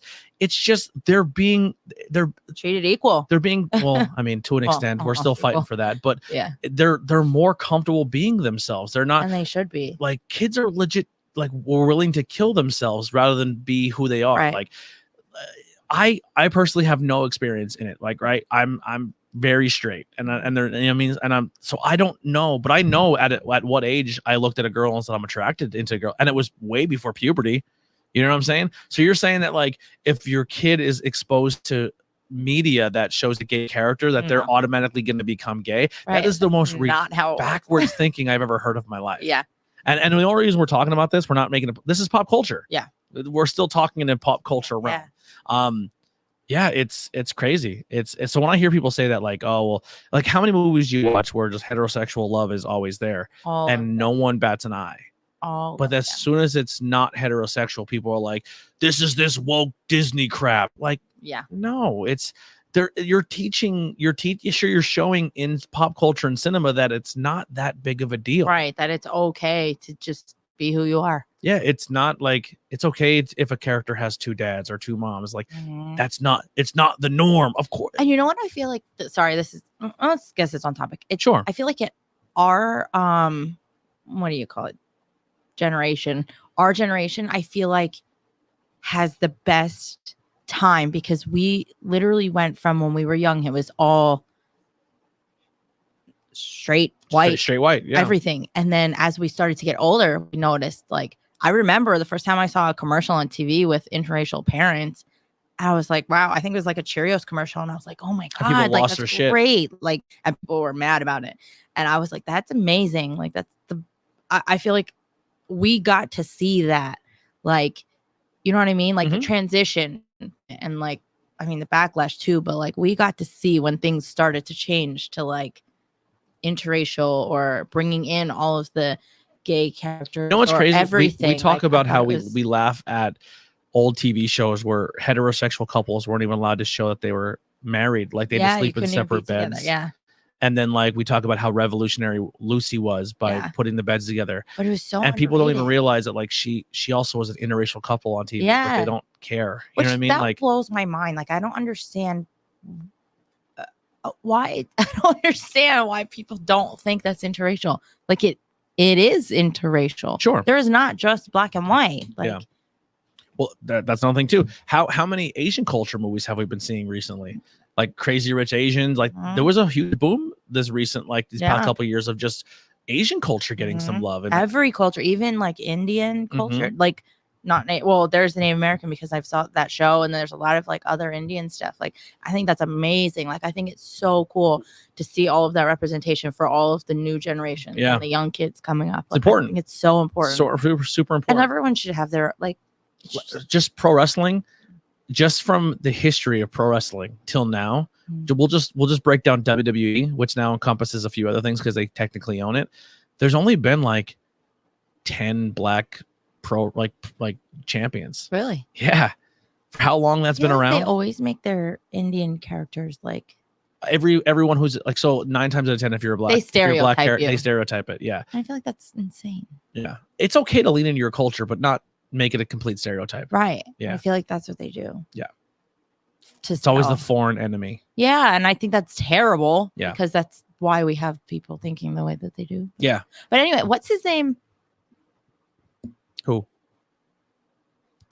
Context. I have no idea what you're talking about. The one Indian guy. Yeah. Wrestling still? Yes. Jinder Mahal? Yeah. Yes. He was in a show that I was watching. I'm a huge Jinder Mahal fan. Played like, I get made fun of so bad for being a fan of him. Like a bodyguard guy. Like the He's an awesome bodyguard. Look. He's a great look. look. Quiet. He never said anything. Yeah. It was cool. I was like, I know that guy. Yeah. Cool. Another cool thing I just want to dive back into Black Panther is this one guy on TikTok was like, maybe I'm the only one reading into this, and maybe I'm the only one. Hi, Sharon. Oh, hey, Sharon. She said she loved that movie. It's been so long. I look over the chat. I'm sorry. I looked over. I didn't see anyone watching, so I don't know what time you came in and what time you left. But the this guy was like Namor in the movie, so they're gonna show Namor. So Namor is essentially Marvel's version of Aquaman. He is the king of the sea. He's born into the sea. I believe his parents are made a god and one's not. I don't know. I'm not sure 100% everything on Namor. But anyway, Namor is Hispanic culture, and a lot of what I think what they're going to do with the underwater culture is it's going to be very Hispanic based. So it's almost like a Hispanic culture mixing with Black culture, and essentially the white guy is the one who starts the fight between them. Is my theory, because. So there's a lot of different theories, right? So I'm gonna kind of dive into the theory. So in the trailer shows the leaders of Wakanda and they're sad. There's a lot of crazy. You're talking like underwater. You mean like Atlantis Aquaman underwater? Yes. Okay. So there's a whole civilization underwater, like Atlanteans essentially, but they don't call them Atlanteans, I don't think, in Marvel, but they just call like, so there's a whole nother realm down there of life. And always the earth are destroying the water by pollution and all this other nonsense. So Stop buying balloons, by the way. I heard this work thing the other day, and there's a million balloons, and I was so mad. I was complaining about the whole time. I was like, all these balloons are going to end up in the landfills and the oceans and kill all the animals. It's just a waste I of was like, rubber. I was mad. Anyway, Sorry. As we drink plastic bottles. That was your fault. You bought them. Listen, sorry, I have water for shows. So anyway, they show the loss, and they show T'Challa, and they show him like he's no longer with us. They don't really talk about how with them. I don't think they're going to dive into it, but I think they are going to acknowledge the fact that Black Panther character is gone. They're not going to recast him. They're not going to recast T'Challa. They're going to say. I'm kind of glad that they're not. Like I'm glad that they just, you know what I mean? Like don't recast him as another person. Yeah, I think some people are in the boat. Like Andy's in the boat of if Robert Downey Jr. died, you would never cast Tony Stark again. You would make a new Tony Stark, or would you? And I'm like, how big of a character is this? He's the Black Panther. So it's essentially like if Bruce Wayne died, would you say? So here's there's no more Batman. Well, here's the deal. In this universe, Marvel has built a giant universe. Oh yeah, so there's another one. And his impact of playing, let's just say, the Batman version of the Black Panther has passed away. I can then turn around saying, sure, we can put the mantle on somebody else and keep the idea of Black Panther, but honor him by saying that character will not be played by anyone as long as this universe. Like if they reboot it 15 years from now, make a new Black Panther, cool. But I think in this universe, I think most fans are okay with him being retired as that Black Panther. And the character of T'Challa not being used. So, end of Black Panther 1, Killmonger gets requested to get buried at sea. Bury me at sea with my ancestors because I'd rather die in the ocean than be brought on land to be a slave. Essentially, what he said. So if they rewarded him, if they honored him by burying him at sea, he's gonna go to Atlantis. Or someone has recovered his body, and there's always resurrection in Marvel. You can never count someone out unless you're Uncle Ben. Uncle Ben always stays dead. Everybody else, everybody else comes back to life at some point or another. I'm sorry, I just thought it was a random thing because you were talking about in the ocean and he's gonna found. I read this thing the other day and I don't even remember where it is, but somewhere these bodies of somebody were in the ocean, but they never decompose because it's so cold. Yeah. Isn't that crazy? A little bit, yeah. So anyway, my brain is like they show in scenes of like there's a war going on and the water looks like it's flying on land. It looks like there's another form of an army coming in and raiding Wakanda, which looks like people are there for vibranium, which is like their metal, their resource, which people are thinking it may be Doctor Doom because he sent. There is a comic where Doctor Doom sends people there to get the vibranium, which eventually becomes the vibranium that takes over his body. That's why he's a steel face, because he does an experiment gone wrong. Doctor Doom has a steel face? Yes, he eventually has his body gets covered in steel. But then and it gives him supernatural powers as well, because it's a resource that no one knows how to control except the people of Wakanda. And they actually show people go down in diving suits into the water, so people are thinking, well, are they going down to possibly recover his body? Are they people going down to attack? But he got beat, right? Michael B. Jordan gets killed. He lost. He loses in a fight, but he gets stabbed. But even T'Challa was like, "We can save you. Like, I got you. We could just we could throw you in the pit and you'll be good to go." He's like, "No, I don't want to stay alive and be a slave to you guys." Essentially, because everything he stood for was still just, but they have two different paths in life, you know. But at the very end of the trailer, everything's going on, and they do a mix of Kendrick Lamar's song with Bob Marley, "If Everything's Gonna Be All Right," mixed with Kendrick Lamar. I'll show you when this is done. It's beautiful. And at the end, the lyric is, "You will rise," and then it shows the back of a Black Panther, and he just throws. They're gonna bring him back to life, and it shows him throw his claws out. But so people are speculating it might be either three women characters who are going to take up the mantle of Black Panther, his sister, his mom, or this other warrior, or that would be cool though. If will they it did be it as Killmonger? Because technically, Killmonger won fair and square. Who's Killmonger was Michael B. Jordan. Oh, that's what I said. He won. I didn't know he didn't kill. I forgot that part. But so essentially, because they didn't like the way he was ruling, the T'Challa came back and took over again. Oh, right, because he was a bad guy. By rule of Wakanda, He won. He won fair and square. It would be cool to have his sister come in.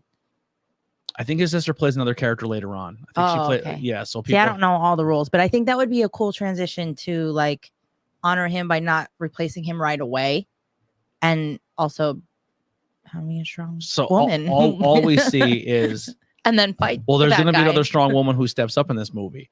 They show the announcement of a character who becomes Ironheart, which is essentially the new Iron Man. Is it Viola Davis? Or no, she's somebody. It might be, but it's a black female. She essentially builds her first Iron Man suit in this movie, Love that. and they call it Ironheart, and she's a really cool character. Some people don't like this stuff, but I love a strong, like a female lead. Like that's why I think you like horror movies. Because I think 90% of horror movies, for the most part, always come down to a strong female lead. Yeah, I guess. Most of them do. Yeah. I don't know. I think like I don't. Because the women are always victimized, and then they stand up and become strong. Like that's why I said like we have conversation before of certain things being used in horror movies, and it shouldn't be talked about or put on film because it's so taboo. I guess we'll say.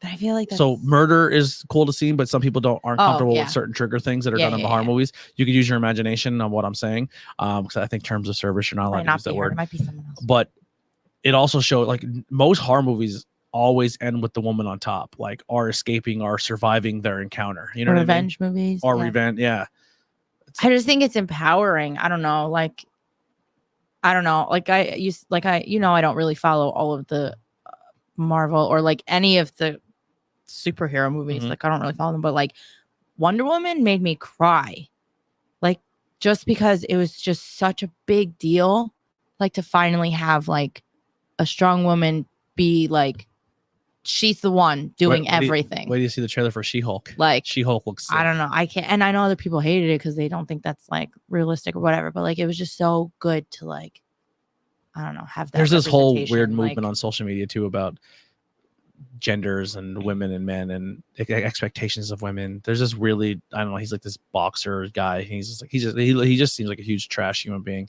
But what's his name? This is the guy that's all over TikTok. Well, he's a guy that's literally spending all this money that you join his brand and then you pretty much essentially promote for him. So he has this giant ecosystem of all these people promoting his stuff because he's rich. So he's like taking everyone's over social media and he's becoming the brand. He's essentially using his money to get his message out there, and his message is awful.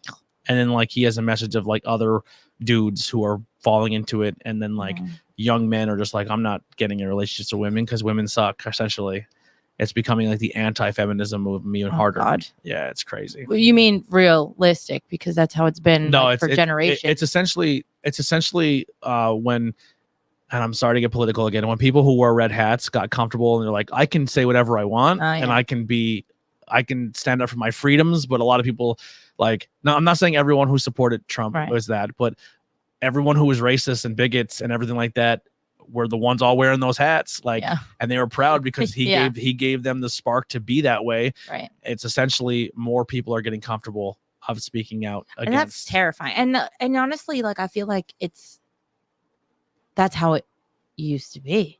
Sure. Sucks. And that's to me, when someone one of his says, messages too is also what I feel. What's that? When people say "Make America Great," that's what I think of. Well, I mean, Christian nationalism is getting huge again too, where they want the Bible to be the law. Like that's like I don't. Which is insane to me. It makes me. They're all about the Constitution. You're all about the Constitution, but also the Constitution says keep the Bible out of law. Yeah. Keep the Bible out of church and state. Right. And they're like, well, no, we don't. We like all the Constitution except that one. Like that one we want. That one we don't like. Yeah, not a fan of that one because it says God. But also, all of it was written by old white men who had slaves. So what are we doing here, really? Yeah.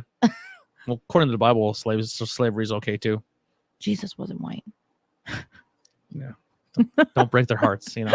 Anyway, so we took a weird tangent. We tried to do like a little filler after of just pop culture talk. I think we should do A League of Their Own as a topic. Not the movie, but as the topic of it. Not next episode. Next episode is gonna be horror. The one after that will be League of Our Own. So we're prepared for 2 baseball, episodes.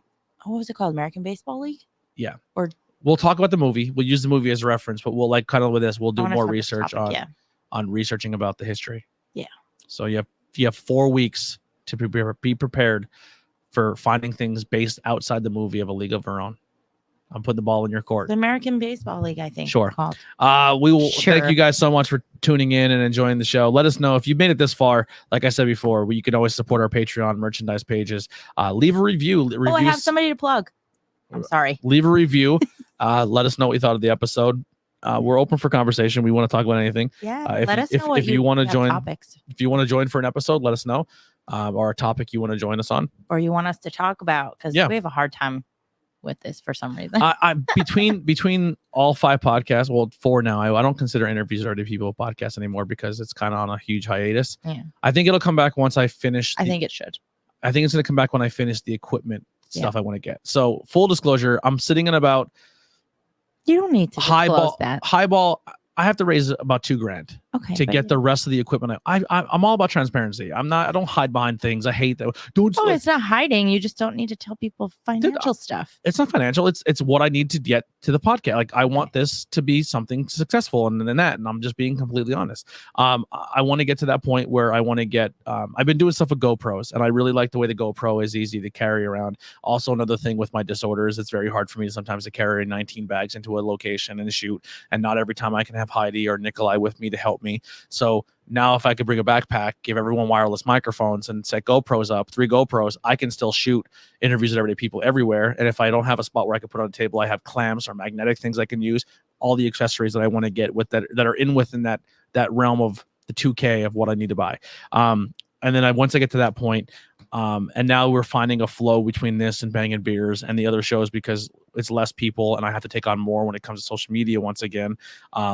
I'm finding that balance, finding how I can make my time adjust properly, as well as on the weekends go do wrestling shows and chase that dream of being a part of that business. You know what I mean? So once I finally get that down, I will do interviews with other people again. But I'm also going to be very picky about who I have on there because I'm done of the days are done of me having people reach out to me. And then I do all the work that I do to make the episode happen. And then they don't even share it. Mhm. Like, it's just like, cool, you promoted what I came on your show to promote and go fuck yourself. I'm not even going to talk about it or promote you should it. Be into it too. Exactly. I want people, and because here's the deal. I'm not saying I'm not interested in your band. But I'm doing you a favor of giving you a platform for your band to talk, and I'm interested in your conversation. But if you're only using me as a pawn to get your band out there, but you don't give a shit about my brand, it's weird that yeah, they don't support. Like you would think sharing it would help. Get no, their stuff out. because people see how active I am on social Yeah, media, they and they're like, oh, this guy's killing it because he's so active and he posts so much, and he's so passionate about his project, and he has a following because people like and share and comment and show him support. So if I get my band there, they'll just sponge and I'll suck that's how people think. They'll just suck all the fans away. But people don't realize that you still have to build trust between an audience. You know what I mean? Yeah. So those days are over. So when I do interviews with everyday people again, it's going to be conversations that I want to have. So even if they don't share it, I don't care because the conversation meant something to me. You know what I mean? Mhm. And that's where I'm going to go about it. I think that's what it should be because nothing against like the bands or anything like that, but I feel like There's still you bands I'm going to have started it. on. Like I'm still Started going to it have to get people's story, and I feel like it kind of it some is- of them weren't really. It wasn't really like a story. It was just like you're just talking to a band and promoting something they have going on. Yeah, and I even with the Which is bands, fine, but- with the bands, I try to deep dive like, Yeah. well, how did you get into music, like stuff like that. But it is hard in this area for people to be forefront, like come forward with their information or their stories because we do live in a small community and a lot of people are very judgy. So I think a lot of people were very reserved of telling their stories because we live in a spot where you're going to see 90% of your people. And of course it goes on social media. So a lot of people are afraid to put their stuff out there and I don't blame them. You know what I mean? But You could talk to me, but I don't have anything to talk about. I mean, we can't talk about a little bit of it, like you growing up of you're not a white person growing up. I mean, Yeah, but I didn't really see it that much when I was a kid. you grew up in a community that did have a stronger Hispanic culture, Mhm. stronger than my community. I guess so, yeah. But Yeah. also in my school that I went to was small. Like there was like You had more 12 culture in your kids school my than I did. class. There was like 12 kids in my class, and literally no exaggeration, almost every single one was a different race. So the only two different cultures or different races that I knew in my school when I graduated was essentially the Littles and the Welshes. And that was it. That was it.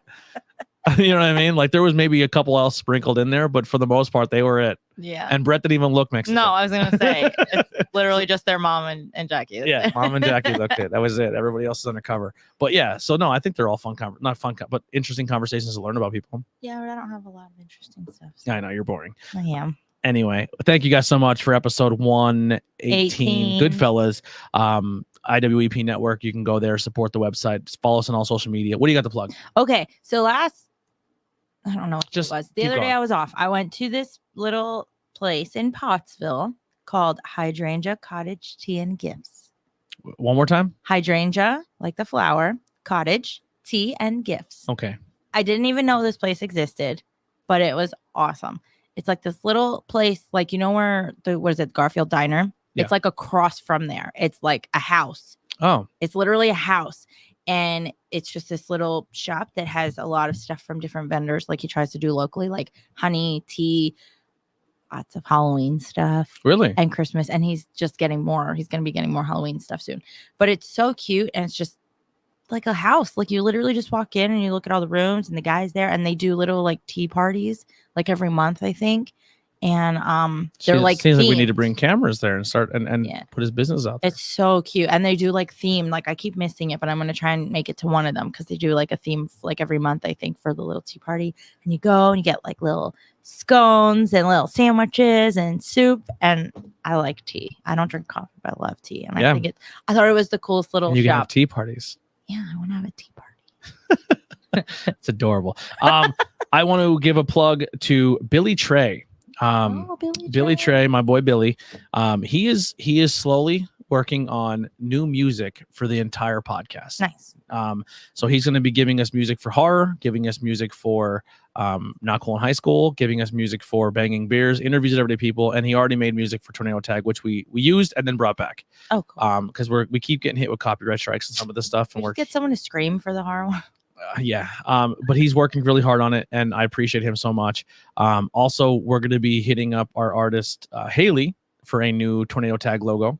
Not new, but like we want to make a prominent logo where it's our main one instead of having the talent face. Because like some promotions have been like, hey, can we use your logo for the promotion? And then some people are like, well, we don't really want to use a certain face. Do you have like one that's not like using someone's likeness? And I get that. So the we're going to still do the likeness ones and support talent, but we're going to make like a main logo that's going to always be our main logo. Maybe we could hit her up for a Not Cool in High School reboot logo, as well as a horror one. I know we kind of have an idea for the horror one I think would be really fun. The Frankenstein and Bride of Frankenstein. The Not Cool, this one we're still kind of up in the air what we're going to come up with, but maybe we'll come up with a new rebrand there as well. But once again, that stuff costs money because we do pay our artists, and I want to pay Billy for his work as well. So once again, any support will go to that. We have a cool little rebranding. We're trying to figure things out between this and Banging Beers and the other shows.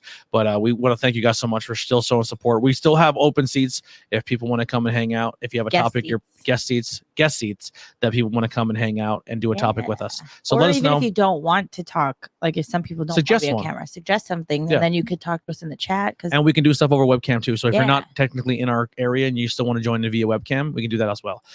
So yes, that's all we got. We'll see you guys next time. We love you. Spay and neuter your dogs, right? Or pets. That's what they say. Cool. Drink your over tea. Spay and neuter.